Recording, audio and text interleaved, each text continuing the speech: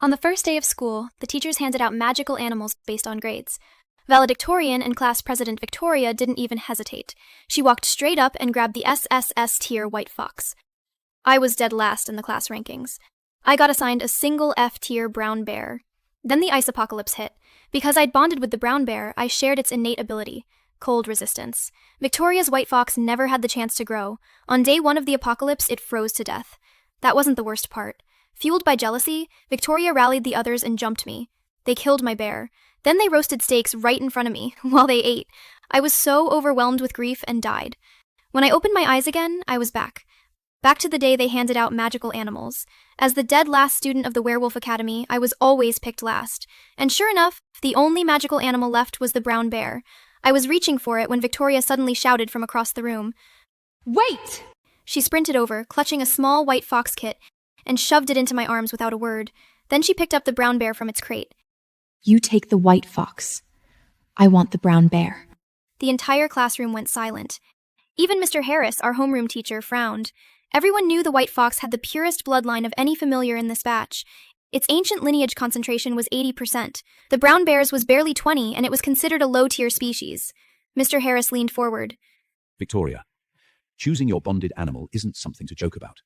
This determines your ceiling for the rest of your life." "Sir, Riley needs this white fox more than I do. My grades are strong. I can train fast no matter what magical animal I bond with. But Riley's talent for cultivation is average. If she's also stuck with a low blood brown bear, her future is basically over." The class erupted in applause. Mr. Harris nodded approvingly. "You are kind. A pure and selfless heart will carry you further than any familiar ever could." Then he turned to me and frowned. "Why are you just standing there? Thank Victoria." I blinked. I held the white fox kit out toward her. "It's fine. You don't have to swap. I actually kind of like the bear." Victoria pulled the brown bear closer to her chest.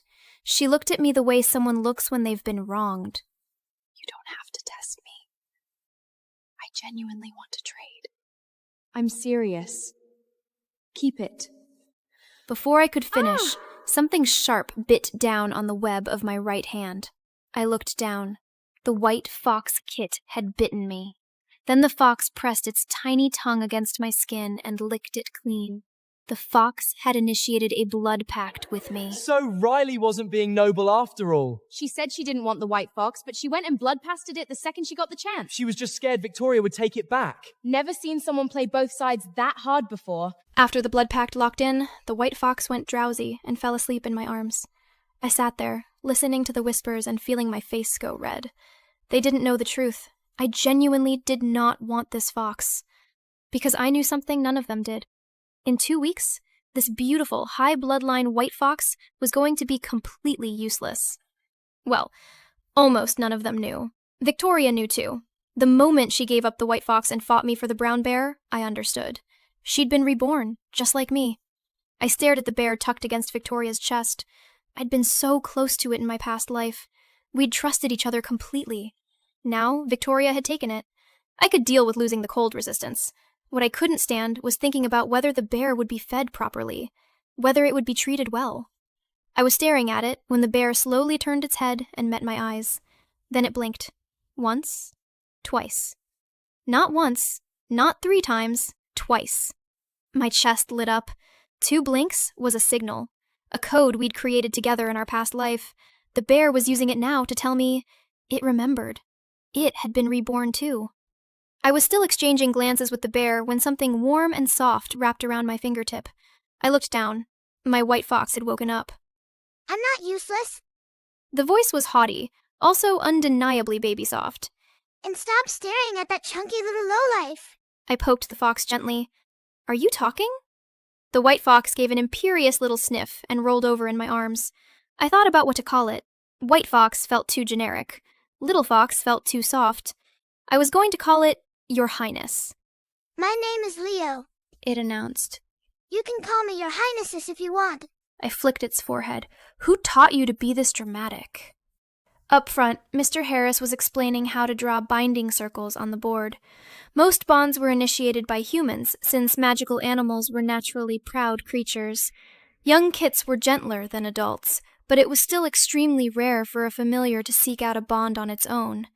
Everyone began attempting their bonds. Everyone except me, since I'd already been forcibly claimed by a fox. "Leo," I said quietly, "why did you bond with me?" I didn't like that other girl. She smells. Smells? I kept my voice low. Victoria is literally the most popular girl in school. Half the guys here would say she smells amazing. Those guys are blind. Leo said flatly. Achoo! They can't see the rot underneath.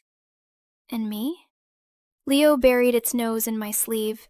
Its voice came out slightly strangled. You're fine. You're kind of sweet. I started scratching under Leo's chin while the class droned on. White fox fur had a reputation, and it delivered. Impossibly soft, dense like a cloud. I scratched its ears, squeezed its belly, and eventually couldn't help reaching for its tail. They say you should never touch a fox's tail. But Leo was basically a kid, so the usual rules didn't apply. The moment my hand settled on the tail, Leo went completely rigid.